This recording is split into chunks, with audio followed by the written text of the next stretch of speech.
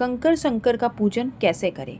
जब जीवन में बहुत बड़ी विकट समस्या खड़ी हो जाए और उसका हल ना मिल रहा हो और आपकी कोई विकट समस्या के लिए आपको तुरंत ही महादेव जी की ज़रूरत है। आप चाहते हैं कि आपकी समस्या का निवारण 2.5 से 3 घंटे में ही महादेव जी कर दे और आपकी तुरंत ही मनोकामना को पूर्ण कर दे, तो इसके लिए आपको कंकर शंकर का पूजन करना चाहिए। इस पूजन के लिए आपको बेलपत्री का पेड़ ढूंढना है। जिस भी शिव मंदिर में आप आराधना करने चाहते हो, अर्चना करने चाहते हो, उस मंदिर में आसपास में अगर कहीं पर भी बेलपत्री का पेड़ है तो उस बेलपत्री के वृक्ष के नीचे आप एक मूंग का दाना या एक चावल का दाना, वहीं पर जो कंकर पड़ा हो उसी को शिव मानकर, उसी को कंकर शंकर मानकर आप उस पर समर्पित कर दो और उस पर 1 लोटा जल भी आपको समर्पित करना है। बस इतना सा काम आपको करना है। आपको ये नहीं करना है कि आप माला पकड़ करके बैठ जाओ, आप नाम जपने बैठ जाओ या वहीं पर ही मंदिर में आप घंटों बैठ जाओ। आपने जल चढ़ा दिया, आपने शिव जी से डायरेक्ट जाकर बता दिया कि मेरी ये समस्या है और बहुत ही विकट समस्या है, इसका निवारण आपको आज ही करना है। ये बोल करके आप बाबा पर सब कुछ छोड़ दो। बाबा को सिर्फ 2.5 से 3 घंटे लगेंगे और मेरे शंकर जी आपकी उस समस्या को सुधारने में लग जाएंगे। अब बात करते हैं कि कंकर शंकर का पूजन कब, कहाँ और कैसे आपको करना चाहिए। तो कंकर शंकर का पूजन आप महाशिवरात्रि के दिन या 12 महीनों में आने वाली शिवरात्रि के दिन, प्रदोष काल में या हर सोमवार के दिन आप कंकर शंकर का पूजन कर सकते हैं। अगर आपके जीवन में ऐसी कोई विकट समस्या है जो बहुत ही लंबे समय से आपके साथ चली आ रही है, जैसे कि आपके घर में कोई प्रशासनिक मामला हो गया, कोई प्रॉपर्टी को लेकर अगर केसबाजी आपके घर में चल रही है, मुकदमे चल रहे हैं, या कोई भी वजह ऐसी, या शरीर में कोई ऐसा रोग जो कई समय से आपके साथ चला आ रहा है, तो उस केस में भी आप कंकर शंकर का अगर पूजन करते हैं तो आपकी इस समस्या का निवारण होता ही होता है। तो कंकर शंकर का पूजन करने के लिए आपको बेलपत्री का पेड़ ढूंढना है। उस बेलपत्री के पेड़ के नीचे कोई भी अगर कंकर पड़ा है तो उसको आपको भोलेनाथ जी का स्वरूप समझ करके उसे लेना है और उसको अच्छे से आपको पहले पानी से, जल से साफ करना है। इसके बाद आपको इन्हें विराजित करना बेलपत्री के पत्ते के ऊपर। अब आपको कंकर शंकर पर लाल चंदन वाला जल समर्पित करना है, क्योंकि अगर आपके शरीर में कोई भी लंबी बीमारी आपको चली आ रही है और उसके लिए अगर आप कंकर शंकर का पूजन कर रहे हैं तो आपको लाल चंदन वाला जल जरूर से समर्पित करना है। इसके लिए आपको 1 लोटा जल लेना है, उसमें थोड़ा सा लाल चंदन डालना है और थोड़े से चावल के दाने डालने।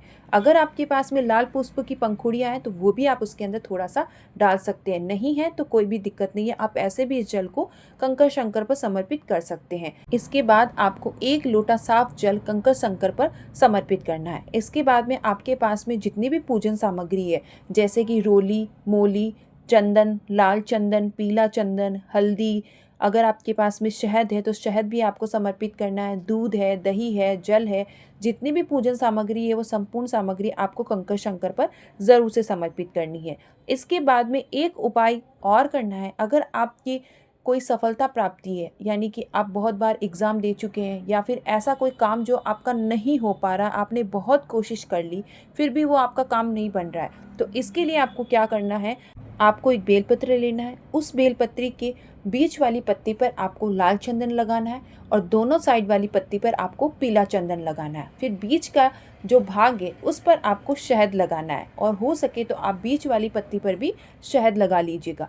फिर इस पत्ते को आपको भगवान भोलेनाथ जी के कंकर शंकर पर आपको अपनी मनोकामना को बोल करके समर्पित कर देना है। अब अगर आपके पास में मीठे में भोग लगाने के लिए कुछ भी नहीं है तो आप शक्कर और मिश्री का भोग भी लगा सकते हैं। और अगर आपके पास में फल भी नहीं है तो आप कनेर का फल या फिर बेलपत्री के पेड़ पर लगे हुए फल को भी आप भोलेनाथ जी को समर्पित कर सकते हैं। इससे भी महादेव जी बहुत ज़्यादा प्रसन्न होते हैं। इसके बाद में आपको चढ़ाना है शमी का पत्ता। शमी पत्र तो बहुत ही उपयोगी चीज़ है, आप जानते हैं। इस शमी पत्र को चढ़ाने के बाद में आप अपने घर भी ला सकते हैं, आप अपने बच्चों की बुक में रख सकते हैं, जिससे क्या होता है ना, बच्चों की बुद्धि में बहुत ज़्यादा प्रबलता आती है। जो बच्चा बहुत कमज़ोर होता है पढ़ने के अंदर, अगर आप कंकर शंकर का पूजन करके शमी पत्र उठाकर लाते हैं घर पर और उनकी किताबों में, बुक में अगर आप वो रख देते हैं तो बच्चे के पढ़ाई में बहुत ही ज़्यादा अच्छा हो जाता है, उसका जो दिमाग है पढ़ने में बहुत ही ज़्यादा स्ट्रॉन्ग बन जाता है। इसके बाद में आपको चढ़ाना है भोलेनाथ जी को धतूरा।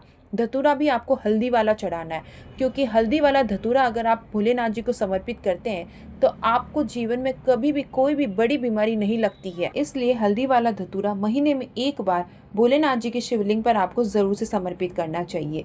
इसके बाद में भोलेनाथ जी को आपको पुष्प समर्पित करने। अगर आपके पास में सफ़ेद पुष्प या लाल पुष्प है तो बहुत ही अच्छा। अगर नहीं है आपके पास में पुष्प तो आप मंदार के पुष्प या कनेर के पुष्प भी भोलेनाथ जी को समर्पित कर सकते हैं, क्योंकि भोलेनाथ जी को ये पुष्प और भी ज़्यादा प्रिय होते हैं और ये पुष्प आपको मंदिर में बहुत ही आसानी से मिल जाते हैं। इसके बाद में आप थोड़ी सी दूर्वा भी भोलेनाथ जी को समर्पित करें, क्योंकि दूर्वा समर्पित करने से आपके जीवन में वंश वृद्धि, सुख समृद्धि और धन की कमी जो है वो दूर हो जाती है। फिर आपको कंकर शंकर जी के सामने 2 बाती का दिया लगाना है।